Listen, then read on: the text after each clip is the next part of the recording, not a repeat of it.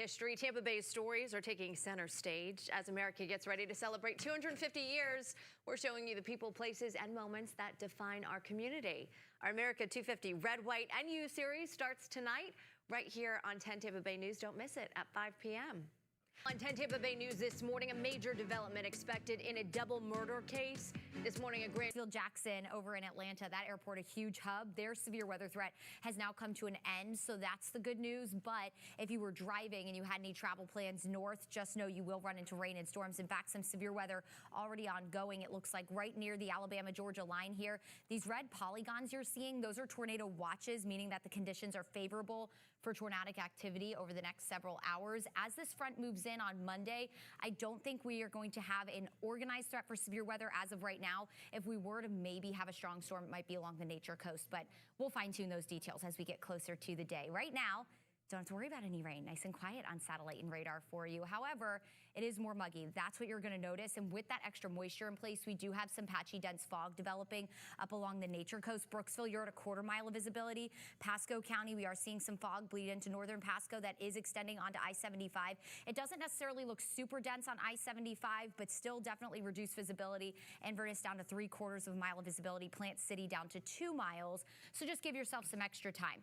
Otherwise, look at temperatures. Some spots closer to 80 degrees this morning. St. Pete, you're at 77, 74 in Tampa, 72 in Clearwater and in Sarasota, 60s inland, although Polk County, eastern Polk County, you're at 71 in Winter Haven, 68 in Lakeland, 68 in Crystal River, 69 in Newport Richey. Highs today in the upper 80s to low 90s. Some spots inland could reach the mid 90s. And take a look at these numbers and add a couple degrees to it. That's what it's going to feel like with that high humidity today. Now, of course, we have a big day for a lot of our master's students today. Graduation at USF for our masters in their craft. A lot of them going on between 1:30 and 6:30 tonight. It's going to be a hot one, so ladies, gentlemen, you too, hairspray for the hair if you want to keep it all. 4 degrees, mostly sunny, 87 at 4 o'clock, dry and warm at 6 as well, so you won't have to worry about any rain as you're going to and from your ceremonies. Just a lot of heat and humidity. A big congratulations to all of you who are graduating, putting in all that hard work. All right, let's talk about the rain chance. We will have a low-end rain chance tomorrow. That'll be inland. Notice towards Polk County. If you have any plans tomorrow night in Polk County, just know around 8 o'clock, maybe an isolated shower or storm for you. Otherwise, we're dry. And then into Saturday, we're mostly dry as well. If you have any beach plans this weekend, even any boating plans, looks good to go. Maybe a stray shower inland. Sunday, same thing. We'll have the chance for maybe a few showers inland east of I-75. We could have some sea breeze showers and storms develop. Here's a look at Sunday around 4, which is, of course, Mother's Day. So if you're making those plans for mom, indoor plans, not necessarily because of the rain, more so the heat and humidity. The air conditioning will be your friend this weekend. And then as we head into Monday morning, a few showers possible along the nature coast. It does look like the most widespread chance for rain will be Monday afternoon. I know this looks really busy, and we'll hope this happens just for the sake of some heavy rain. But this model is a little more aggressive with our rainfall than some of our others. But we'll fine-tune the details as we head through the weekend. Either way, rainfall totals still not looking super impressive for us. Any kind of flooding rain will stay to our north, which we, of course, don't ever want flooding. But significant rain not in the forecast. We're looking at maybe a 1/4 to a 1/2 inch of rain. Here's that marine forecast today. Light chop on the bay, seas 1 to 2 feet. That UV index is at 11 today. Very, very high. 7-day shows the hot and humid weather and mostly dry conditions through Mother's Day weekend. Scattered storms arrive Monday, which will briefly drop temperatures into the mid-80s. We'll be right back near 90 by Tuesday.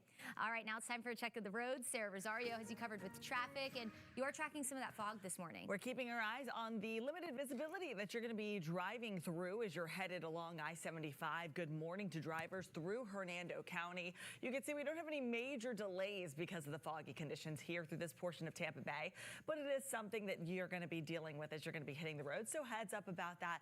Want to make sure you're staying safe as you're getting out the door. Outside of this, we're looking at smooth driving conditions. No major crashes or slowdowns. A lot of green we're still seeing on our roadways through this portion of I-75. Dade City, good morning to you. US 301, Ridge Manor, Bushnell, all the way as you're going to be driving through this area. A reminder to increase your following distance, slow down, use your wipers as needed. No major crashes so so far popping up. We do have good drive times across our Bay Area bridges, Howard Franklin Gandy Bridge, and to the south as you're going to be making your way over the Sunshine Skyway Bridge. No issues for you at all right now. And Sarasota and Manatee County roadways are up to speed. As far as Lakeland to I-75, we are starting to see a reduction in speeds, moving at 46 miles per hour as you're driving through this area of the I-4 corridor, specifically through Plant City is where you're going to see some traffic right now. It's moving pretty slowly, and it'll take you 21 minutes to get through that area at this moment.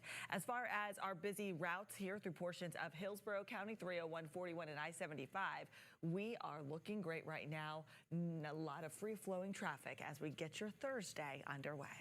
All right, thank you, Sarah.